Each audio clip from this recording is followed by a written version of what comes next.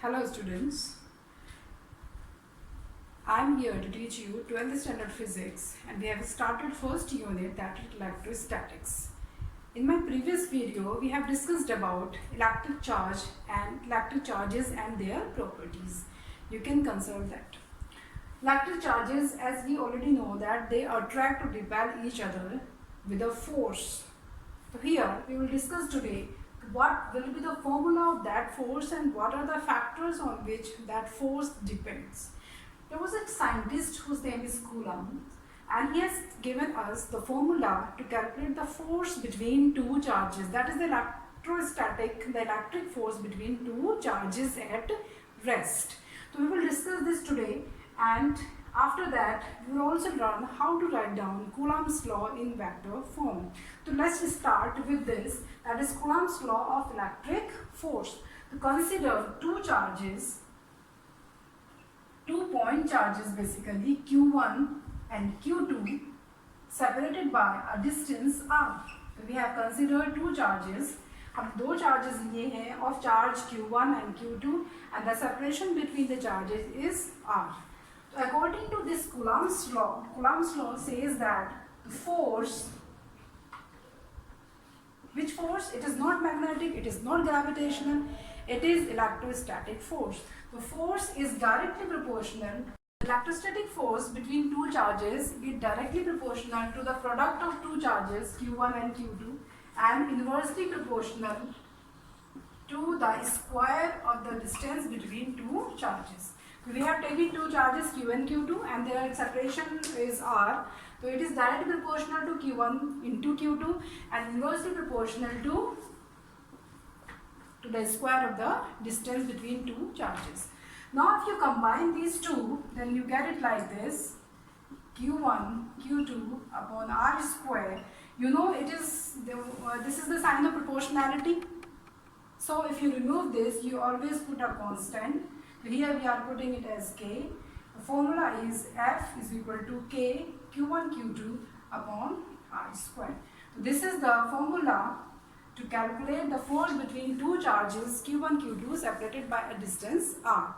So here the proportionality constant, the value of this proportionality constant is 1 upon 4 pi epsilon naught, and its value is 9 into 10 raised to power 9 Newton meter square per Coulomb square.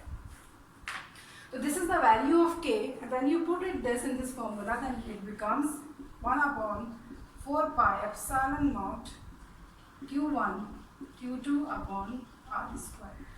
Now you may ask, what is the meaning of epsilon naught? It is the permittivity of free space.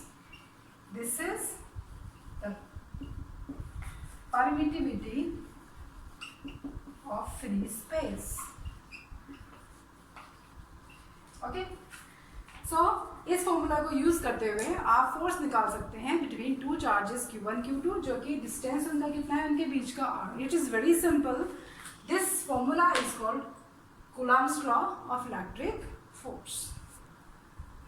Naught is permittivity of free space. What is the meaning of this? It means that we have assumed that charges are placed in free space. Okay, air में रखा हुआ है या vacuum में रखा हुआ, हम free space और वैक्यूम एक ही बात लेंगे. तो हमने चार्जेस को अभी किसी और मीडियम में नहीं रखा है. सिंपल है Coulomb's law कि दो चार्जेस Q1 Q2 हैं, उनके बीच की डिस्टेंस r है, तो उनका जो फोर्स होगा उनके बीच में, चाहे वो फोर्स रिपल्सिव हो या अट्रैक्टिव हो, ये हम अभी बात नहीं कर रहे हैं. वो जो फोर्स होगा वो उनके चार्जेस के प्रोडक्ट के बराबर होगा डायरेक्टली, और इन्वर्सली प्रोपोर्शनल होगा उसके स्क्वायर के, जो उसके बीच का सेपरेशन है दो चार्जेस के. मिला के हमें पास ये फॉर्मूला बना, F is equal to 1 upon 4 pi epsilon naught Q1 Q2 upon r square. Okay. Now one thing to know about it, we already know that force is a vector quantity, right? Vector क्या होते हैं थोड़ा सा detail में हम बाद में video बना देंगे इसकी. फिलहाल हम एज्यूम कर लेते हैं कि वेक्टर क्वांटिटी थोड़ा सा आपको आइडिया है. तो force is a vector quantity, this is a constant thing, और चार्जेस आर स्केलर क्वांटिटीज. तो Q1 Q2 स्केलर और distance is also a scalar quantity. तो अगर आपको देखा जाए कि लेफ्ट हैंड साइड तो एक वेक्टर क्वांटिटी है और राइट हैंड साइड में सारी चीज़ें स्केलर हैं, तो ये थोड़ी सी चीज़ हमें थोड़ी डिस्टर्ब लग रही है. तो हम इसको क्या नेक्स्ट हम डिस्कस करने वाले हैं कि how to write down this formula, this Coulomb's law इन वेक्टर फॉर्म, ताकि हमारी जो ये इक्वेशन है वो सही हो जाए। ठीक है, तो नेक्स्ट हम डिस्कस करेंगे Coulomb's law in vector form. Okay, तो उसके लिए हमें कुछ नहीं करना है, हम डायग्राम हमारा यही रहेगा और हम ये एज्यूम करेंगे सपोज पहले कि चार्जेस हमारे लाइक चार्जेस हैं, तो Coulomb's law in vector form, ये बहुत इंपॉर्टेंट है और थोड़ा सा आपको गौर से इसको सुनना है। इसमें हम पहला केस क्या लेंगे, फर्स्ट केस है चार्जेस आर लाइक चार्जेस, तो both charges are like charges means इधर पॉजिटिव और नेगेटिव। जब दोनों चार्जेस या पॉजिटिव हों या नेगेटिव हों तो जब उनको मल्टीप्लाई करेंगे तो हमेशा ग्रेटर देन जीरो उनका मल्टीप्लिकेशन आएगा, यानी Q1 Q2 is greater than zero, यानी दोनों चार्जेस या तो पॉजिटिव हैं या नेगेटिव हैं। जैसे कि हमने चार्जेस की पहली प्रॉपर्टी बताई थी, याद है क्या थी, कि like charges repel each other, unlike charges attract each other. हम देख चुके हैं कि चार्जेस जो हैं वो लाइक चार्जेस हैं, तो इसका मतलब क्या हुआ कि दोनों के बीच में जो फोर्स है वो कैसा है, रिपल्सिव। अगर मैं हूँ और कोई और मेरे सामने खड़ा हुआ है और मैं उसको रिपेल करूंगी तो फोर्स की डायरेक्शन क्या होगी, force will be like this, ऐसे नहीं होगा force repulsive away from that. अगर मैं किसी को रिपेल करूंगी तो force direction will be away from me, not towards me. तो ये चीज़ आप ध्यान रखिएगा। इसी को हम करते हुए आगे बढ़ते हैं। तो हम यहाँ पर कुछ टर्म्स यूज करने जा रहे हैं वेक्टर की फॉर्म में, F12। देखिए मैंने सबस्क्रिप्ट में 12 नहीं लिखा है, it is not 12, it is 1 2। 1 stands for Q1 and 2 stand for Q2। तो इसको हम क्या करेंगे, इसको हम कहेंगे force on charge Q1 by Q2, यानी इस फोर्स को हम क्या कहेंगे, वो फोर्स जो Q1 पे लग रहा है, कौन लगा रहा है, चार्ज Q2। ओके, सिमिलरली हम इसको अब लेंगे 2 1 को हम क्या कहेंगे, force on charge Q2 by Q1, right. Okay, एक और हम यहाँ पे चीज यूज करेंगे, यूनिट वेक्टर। यूनिट वेक्टर का कॉन्सेप्ट थोड़ा सा मैं अलग से वेक्टर्स की वीडियो बना दूंगी 12th वालों के लिए, क्योंकि 11th में होता है तो थोड़ा सा भूल जाते हैं। तो I will make another video on vectors, basic vectors, जो आपको हेल्प करेंगे। तो यूनिट वेक्टर क्या होता है, unit vector is a vector whose magnitude is 1, चाहे वो किसी का भी हो, डिस्प्लेसमेंट का हो, एक्सीलरेशन का हो, फोर्स का हो, किसी भी वेक्टर क्वांटिटी का यूनिट वेक्टर जो होता है उसका मैग्नीट्यूड हमेशा 1 होता है और उसकी डायरेक्शन उस वेक्टर की होती है जिसका वो वेक्टर हो। ठीक है, चलो तो यहाँ पे हम 2 यूनिट वेक्टर्स लेंगे।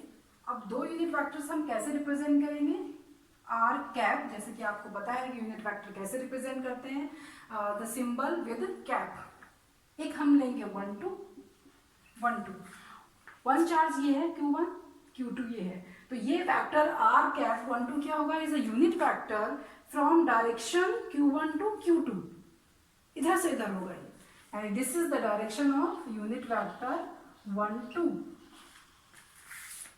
What is this, unit vector from Q1 to Q2 direction. Similarly हम लेंगे R21 कैप, ये क्या होगा, 2 1 का मतलब Q2 से Q1 की तरफ, तो direction of R21 is this is R21 cap. Okay, तो 2 forces F1 to F21, 2 unit vectors. इसको जरा फिर से आप देख लीजिए, जरा गौर से देख लीजिए, आगे लिखने में आसानी होगी। F12 force on Q1 by Q2, F21 इसका रिवर्स है, R12 unit vector from Q1 to Q2, R21 cap unit vector from Q2 to Q1. Okay, let's write down the Coulomb's law in vector form. तो चलिए हम पहले F12 लिखने जा रहे हैं, तो बोर्ड पे कॉन्सेंट्रेट कीजिए प्लीज। F12 क्या बताया था, ये फोर्स, तो ये तो आप फॉर्मूला डायरेक्ट लिखेंगे 1/4πε0। 2 चार्जेस के बीच में फोर्स क्या होता है, Q1 Q2 upon are square, और यहाँ पे मुझे लगाना है आर कैप, लेकिन कौन सा वाला, अब आप देखो what is F12, force on Q1 by Q2, तो Q2 लगा रहा है, तो Q2 की जगह आप खुद आ जाओ, Q1 पे फोर्स लगना है, रिपल्सिव लगना है, तो क्या डायरेक्शन होगी, इधर होगी या इधर होगी? जब Q2 की जगह आप अपने आप को रखो, आप किसी को रिपेल कर रहे हो तो away from you, not towards you. तो इसका मतलब F12 will be away from Q2। तो this will be the direction of the force F12। तो F12 की डायरेक्शन ये है। तो इस डायरेक्शन में कौन सा यूनिट वेक्टर है, R21 या R12? Obviously R21 cap. Okay, so we have written this F12 force on Q1 by Q2 in vector form is this thing and R cap 21. Okay, now similarly we can write down the force F21. F21 is the force on Q2 by Q1, यानी कि अब Q1 लगा रहा है Q2 पे। पहले हम बात कर चुके हैं फोर्स इज रिपल्सिव, तो Q1 लगाएगा Q2 पे, तो डायरेक्शन इज दिस, अवे, क्योंकि force is repulsive. This is the direction of F21 vector. And what is this relation? 1 upon 4 pi epsilon naught Q1 Q2 upon R square R cap. Now see, you can see the F21 is in the direction of this unit vector, so you will put here R12. These are the expressions of F12 and F21 in vector form. Now you can see the left hand side is a vector and right hand side is also a vector. Now it seems to be correct equation in vector form. Now next thing, as I told you, unit vector is a vector whose magnitude is 1. So R21 and R12 are opposite to each other. They are having the same magnitude, that is 1, but opposite in direction. So what we can write, R12 cap is equal to minus R21 cap. Minus represents that two vectors are equal in magnitude but opposite in direction. So now you can put instead of R12 you can put minus R21 in equation 1. Instead of R12 in equation 2, you can put minus R21. What will this become? R21 vector is equal to 1 upon 4 pi epsilon naught. Instead of R12, you can put minus R21 cap. Now you can take minus sign outside.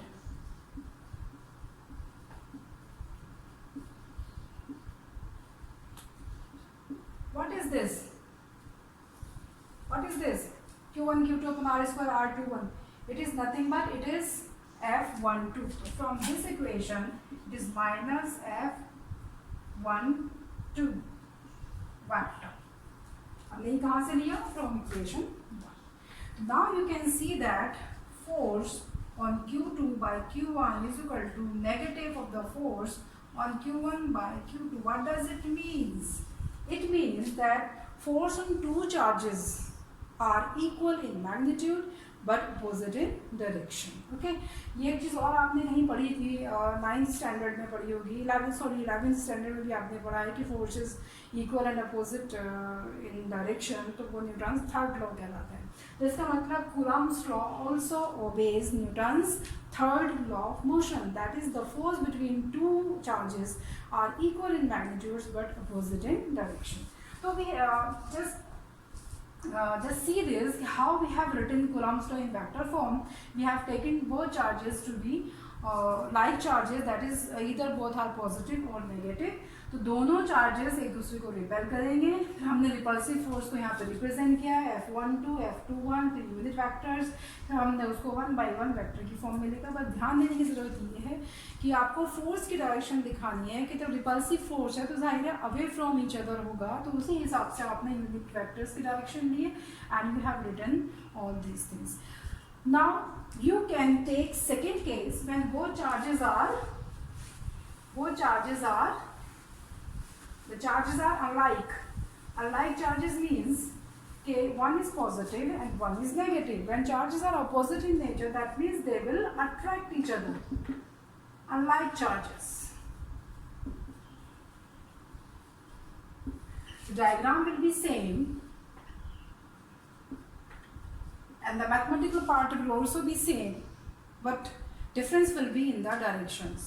So now F12 force on Q1 by Q2, यानी Q2 लगा रहा है Q1 पे force, और लेकिन दोनों charges क्या हैं, अपोजिट है, यानी कि इनका मल्टीप्लिकेशन इज लेस देन 0, एक पॉजिटिव है और एक नेगेटिव है।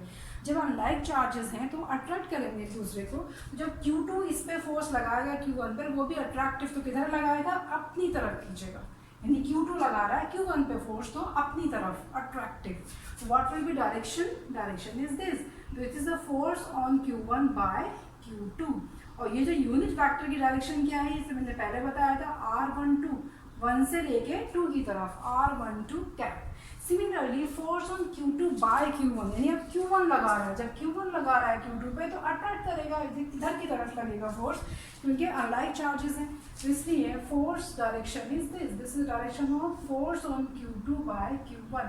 और इस डायरेक्शन में यूनिट वेक्टर क्या है, इस डायरेक्शन में यूनिट वेक्टर है R21 cap.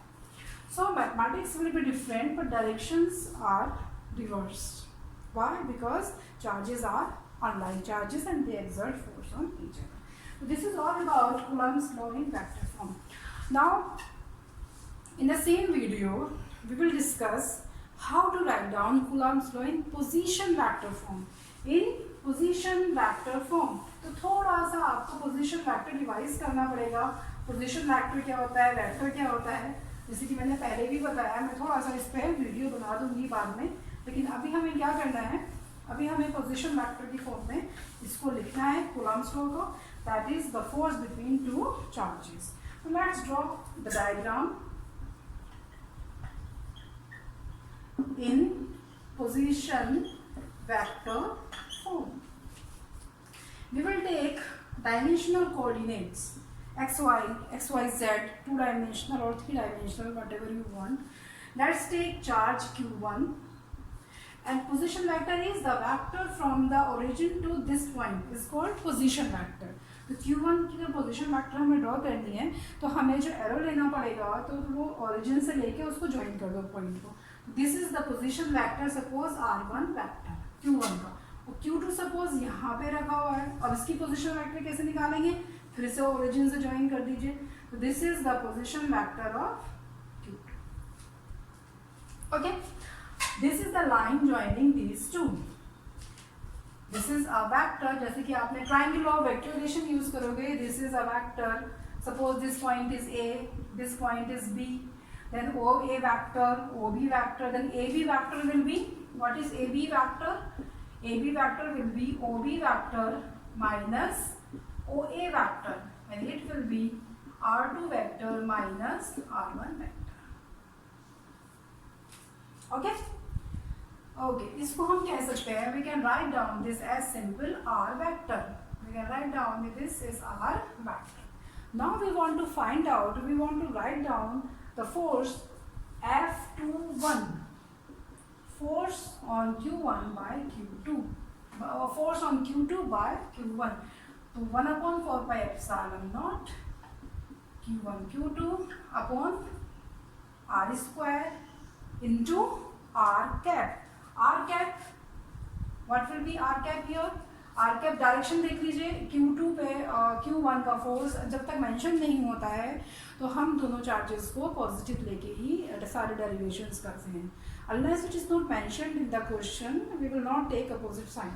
We will take both to be positive. Okay, तो पॉजिटिव हमने सपोज किया है तो Q2 पे Q1 जो फोर्स लगाएगा तो ऑब्वियसली वो रिपल्सिव होगा। तो repulsive means direction will be this, तो F21, और इसकी जो यूनिट वेक्टर है दिस इज R12 कैप, 1 से लेके 2 की तरफ इसकी डायरेक्शन जाएगी। अब हमें इसे लिखना है पोजीशन वेक्टर की फॉर्म में। हम क्या करेंगे, we will replace R in terms of R2 and R1। Simple है, तो क्या हो जाएगा ये 1/4 pi epsilon naught Q1 Q2 upon R square. R is magnitude. Say R is magnitude. How to find out? You put a magnitude sign, and what was R here? R is R2 vector minus R1 vector square into R12 cap. ये हो गई आपकी expression in terms of position vector. Now you can also write down this unit vector in terms of position vector. How to write down this? कोई भी unit vector is equal to होता है vector upon its magnitude. This is the formula, simple. तो what will be R cap, what was R, r2 minus r1 vector की bracket लगा देंगे upon its magnitude means r2 minus r1. जब हम इसे यहाँ रखेंगे इसकी जगह तो what will be this f21 is equal to 1/4 pi epsilon naught q1 q2 upon, जब इसे यहाँ रखेंगे स्क्वायर ऑलरेडी था, एक ये आ जाएगा तो it will become cube r2 minus r1 cube into vector r2 minus vector r. This is the expression of f21 in terms of position vector. Similarly, you can write down f12. These things will get reversed. 1/4 pi epsilon naught q1 q2 upon r1 minus r2 vector cube into bracket r1 vector minus r2 vector. This is the expression of Coulomb's law in vector form.